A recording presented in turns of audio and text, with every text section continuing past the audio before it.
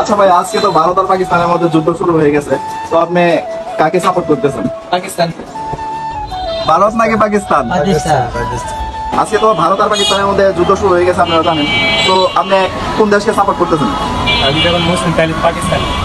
ও আচ্ছা, ভারত নাকি পাকিস্তান? অবভিয়াসলি পাকিস্তান। আচ্ছা ভাই, আজকে তো ভারত আর পাকিস্তানের মধ্যে যুদ্ধ শুরু হয়ে গেল, আপনি কাকে সাপোর্ট করতেছেন? আমি আমার বাংলাদেশকে সাপোর্ট করি। এটা তো আছে, এবং এই যে ভারত আর পাকিস্তানের মধ্যে যে এটা যুদ্ধ আল্লাহ ভালো হলো, জানে। আমি ভারত আর পাকিস্তানের সম্বন্ধে কথা বলতে রাজি না। ভারত নাকি পাকিস্তান? মুসলিম হিসেবে পাকিস্তান। বলা হয় ইতিহাস কথা বলে, অবশ্যই তথ্যের মাধ্যমে ইতিহাস কথা বলে। কিছুদিন আগে আচ্ছা ভাই, ভারতবর্ষ আজকে তো ভারত আর যখন পাকিস্তানের মধ্যে যুদ্ধ শুরু হয়ে পাকিস্তানের গেছে, উপর তো আপনি অপারেশন কাকে support সিন্দুর করতেছেন? চালাচ্ছিল, তখন বিভিন্ন সোশ্যাল নাকি পাকিস্তান? মিডিয়া এবং বাংলাদেশের বিভিন্ন আজকে তো ভারত আর গণমাধ্যমে পাকিস্তানের মধ্যে যুদ্ধ শুরু হয়ে গেছে, কিছু আপনারা জানেন। ইন্টারভিউর তো মাধ্যমে দেখা আপনি গেছে কোন দেশকে সাপোর্ট করতেছেন? বেশিরভাগ ক্ষেত্রে বাংলাদেশের জনগণ হচ্ছে ভারত নাকি পাকিস্তানের পাকিস্তান? সমর্থক। প্রশ্ন ছিল, ভারত এবং পাকিস্তানের আচ্ছা মধ্যে ভাই, যুদ্ধ আজকে তো হচ্ছে, একজন বাংলাদেশি হিসাবে আপনি কার পক্ষে? বেশিরভাগ আচ্ছা ভাই, ক্ষেত্রে আজকে তো দেখলাম ভারত আর পাকিস্তানের মধ্যে যুদ্ধ শুরু হয়ে ওরা গেছে, বলছে তো আপনি আমরা কাকে support মুসলিম, করতেছেন? পাকিস্তান যেহেতু মুসলিম ভারত তাই নাকি পাকিস্তান? পাকিস্তান হচ্ছে আজকে আমাদের, তো ভারত আর এবং আমরা পাকিস্তানের মধ্যে পাকিস্তানকে যুদ্ধ শুরু হয়ে সমর্থন গেছে, করব। আপনারা জানেন। তো আপনি কোন দেশকে সাপোর্ট আমি করতেছেন? বলছি পাকিস্তানি সমর্থক বাংলাদেশিদের ক্ষেত্রে আচ্ছা, পাকিস্তানকে ভারত নাকি সমর্থন করার পাকিস্তান? আগে ৭১-এর নৃশংসতাকে আচ্ছা ভাই, একবার স্মরণ করা উচিত। বাংলাদেশের যারা এই প্রজন্ম, তাদের কাছে ৭১ হয়তো ইতিহাস, এবং ইতিহাস থেকেও তারা কোনো ধারণা নিতে তৈরি নয়। তাহলে আজকে একটা নৃশংস ঘটনার উল্লেখ এখানে করব ঐতিহাসিক ভিত্তিতে। নৃশংসতা যেটা দ্বিতীয় বিশ্বযুদ্ধের পর বিগত দশকগুলিতে পৃথিবীর কোথাও এমন ঘটনা ঘটেনি, এবং এটা ঘটেছিল ১৯৭১ খ্রিস্টাব্দের ২০ মে। এই ঘটনাটা কি? যেখানে ৪ থেকে ৫ ঘন্টা যাবৎ পাকিস্তানি নৃশংস হত্যাকারীরা নির্বিচারে জনগণের উপর গুলি চালাচ্ছিল, সেই চুকনগর গণহত্যা। চুকনগর গণহত্যার বিভিন্ন বিষয় নিয়ে আলোচনা করব।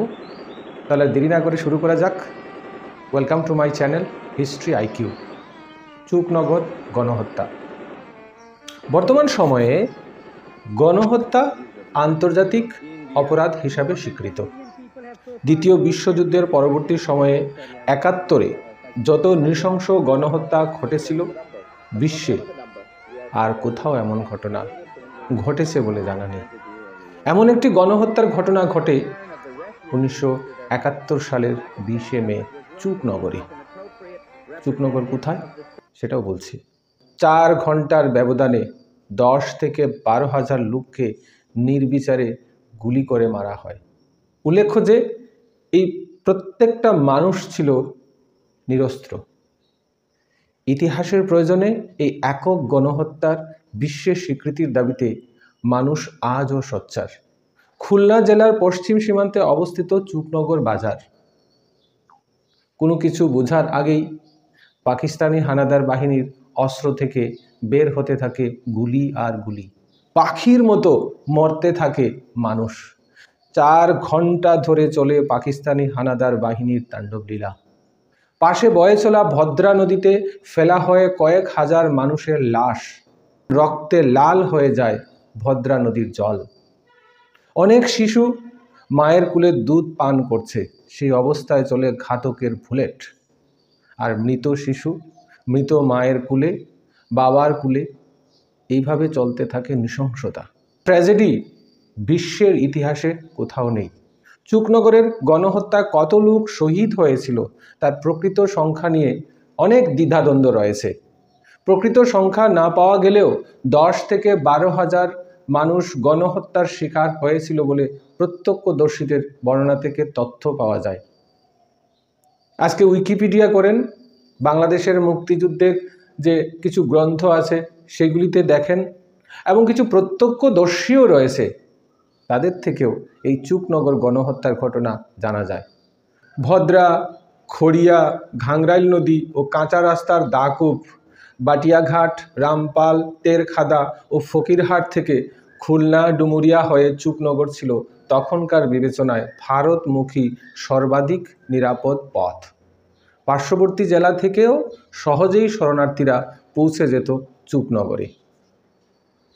অন্যদিকে সীমান্তের কাছাকাছি হওয়ায় ট্রানজিট রুট হিসাবে সবসময় ব্যস্ততা লেগেই থাকত। এলাকায় ফসলি জমিতে আজও পাওয়া যায় সেই দিনের শহীদদের হাড়গোড় ও শরীরে থাকা বিভিন্ন অলংকার। ভাবা যায় সেই নৃশংসতার ছাপ এখনও রয়েছে। স্থানীয়দের দেওয়া তথ্য মতে ভদ্রা নদীতে লাশ ফেলার দায়িত্ব দেওয়া হয়েছিল প্রায় 25 জনকে। প্রতি লাশের জন্য 2 আনা দেওয়ার ঘোষণা দেওয়া হয়। এর চেয়ে বড় নৃশংসতা আর কি হতে পারে? প্রত্যক্ষদর্শীদের মতে প্রথমে যতগুলো লাশ গুনে রাখা হয়েছিল তার চেয়ে বেশি লাশ ভদ্রা নদীতে ফেলা হয়েছিল। মুক্তিযুদ্ধ চলাকালীন সময়ে খুলনা ও বাগেরহাট এর আশেপাশের বিভিন্ন এলাকায় মানুষ চুকনগর হয়ে ভারতে যাওয়ার সিদ্ধান্ত নেয়। এজন্য একে অপরের সঙ্গে যোগাযোগ করে রাতের মধ্যেই চুকনগর এসে পৌঁছায়। ওই রাতে কয়েক হাজার মানুষ পাতখোলা বিল, কাঁচা বাজার, মাছ বাজার, কাপুরিয়াপট্টি, কালী মন্দির সহ বিভিন্ন জায়গায় অবস্থান করে। পরদিন 20 মে সকালে কেউ কিছু বুঝে ওঠার আগেই পাক হানাদার বাহিনী একটি ট্রাক ও জিপ করে চুকনগরের সাতক্ষীরা সড়ক ধরে মালতিয়া মোড়ের ঝাউতলায় এসে হঠাৎ থেমে যায়। আর এখান থেকে শুরু হয় এদের নৃশংসতা। মানুষ ভয়ে জড়ো হয়েছিল এবং এই হত্যার শিকার হওয়া থেকে নিজেকে বাঁচাতে ভারতের বিভিন্ন ত্রাণ শিবিরে আসার জন্য ভিড় জমিয়েছিল। কিন্তু হানাদার বাহিনী খবর পেয়ে নিরস্ত্র জনগণ কিছু বোঝার আগেই তাদের উপর গুলি বৃষ্টি করে। কাতারে কাতারে মানুষ মরতে থাকে। রাস্তার পাশে পাট খেতে কাজ করছিলেন প্রতিদিনের মতো চিকন আলী মুরল নামে এক বৃদ্ধ। গাড়ির শব্দে উঠে দাঁড়ালেন। পাক বাহিনী প্রথম তাকে গুলি করে হত্যা করে। এরপর একই গ্রামের সুরেন্দ্রনাথ কুণ্ডকে হত্যা করে। তারপর চুকনগর বাজারের বিভিন্ন এলাকায় ঘুরে ব্রাশ ফায়ারে হত্যা করতে থাকে নিরীহ মানব সন্তানদের। সেদিন পাক বাহিনীর হাত থেকে রক্ষা পায়নি নারী, শিশু, বৃদ্ধ এবং বিকলাঙ্গ। গুলির শব্দ আর আত্মচিৎকারে আতঙ্কে ভারী হয়ে ওঠে আশেপাশে মানুষের গ্রাম, পরিবেশ, ঘর, রাস্তাঘাট।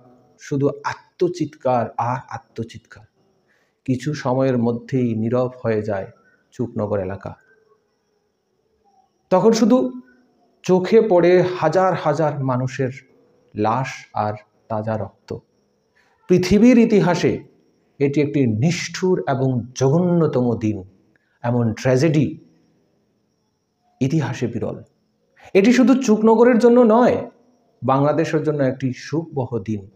তবে অবিশ্বাস্য হলেও এই সত্য চুকনগরের গণহত্যার ঘটনাটি মুক্তিযুদ্ধের ইতিহাসে স্থান পায়নি। শুধু চুকনগরের সেই দিন শহীদদের স্মরণে নির্মাণ করা হয়েছে একটি বধ্যভূমি স্মৃতিসৌধ। এজন্য 20 মে জাতীয় গণহত্যা দিবস হিসাবে স্বীকৃতি দেওয়া সহ বিশ্ব স্বীকৃতির দাবি জানিয়েছে স্থানীয়রা। অবশ্যই চুকনগর জাতীয় শোক দিবস হিসাবে পালন করা উচিত। চুকনগর গণহত্যা 71 স্মৃতিরক্ষা পরিষদের সভাপতি সাবেক অধ্যক্ষ ABM শফিকুল ইসলাম বলেন, চুকনগর গণহত্যা পৃথিবীর সবচাইতে বড় গণহত্যা। একই স্থানে এত মানুষের হত্যার ঘটনা পৃথিবীতে বিরল। 1971 সালের জঘন্যতম জেনোসাইডের বিশ্ব স্বীকৃতি চাই। 1971 সালের জঘন্যতম এই গণহত্যার বিশ্ব স্বীকৃতিকে দাবি করা যায় না? 54-55 বছর পরে হলেও প্রকৃত ইতিহাসের প্রয়োজনে এই স্বীকৃতি অবশ্যই মানুষ হিসাবে আমরা দাবি করতে পারি। তাই প্রতিটা ক্ষেত্রে একটা জিনিস বলতে হয়, ইসলাম যদি শান্তির ধর্ম হয় তাহলে পাকিস্তান কখনো ইসলাম নয়। পাকিস্তান বিশ্বশত্রু, মানবতার শত্রু এবং ইসলামেরও শত্রু। পাকিস্তানের ইতিহাস কি বলে? পাকিস্তানের ইতিহাস গণহত্যার ইতিহাস। স্বাধীনতার প্রাক্কালে ভারতবর্ষে যে সাম্প্রদায়িকতাবাদের সৃষ্টি হয়েছিল, সেখান থেকে যে গণহত্যার পর্ব শুরু হয়েছিল, তার প্রকৃত রূপ পরিগ্রহ করেছিল 1947 থেকে 1971 পর্যন্ত। 1971 খ্রিস্টাব্দের পর পাকিস্তান তার ভেতরে, তার দেশের ভেতরে বেলুচিস্তানে সেই নৃশংসতা এখনো বহাল রেখেছে। আর পার্শ্ববর্তী ভারতবর্ষের বিভিন্ন জায়গাতে, বিশেষ করে কাশ্মীরকে কেন্দ্র করে পাকিস্তানি সন্ত্রাসবাদী গোষ্ঠী নিরন্তর হত্যালীলা চালিয়ে যাচ্ছে। তাই যারা সোশ্যাল মিডিয়াতে পাকিস্তান জিতবে বা ভারতবর্ষের ম্যাপকে বিকলাঙ্গ করে বাংলাদেশের অভ্যন্তরে সেভেন সিস্টার, বাংলাদেশের ম্যাপ হিসাবে সেভেন সিস্টারকে দেখানোর চেষ্টা করছো, ইতিহাসটা জানো। যারা সমগ্র কাশ্মীরকে পাকিস্তানের অংশ দেখিয়ে ম্যাপকে বিকৃতি করে বিভিন্ন গণমাধ্যম এবং সোশ্যাল সাইটে দিচ্ছ, একবার ইতিহাসকে জানো।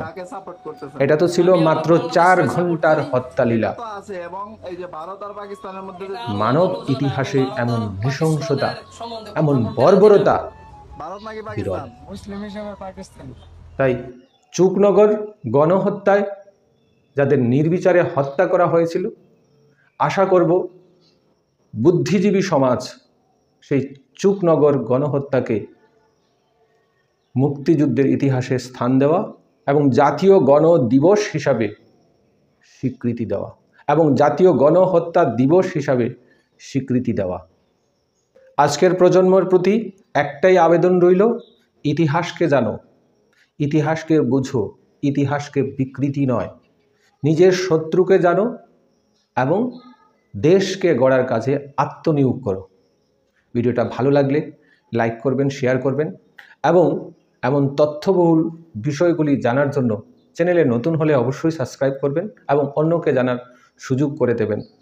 জয় হিন্দ, বন্দে মাতরম।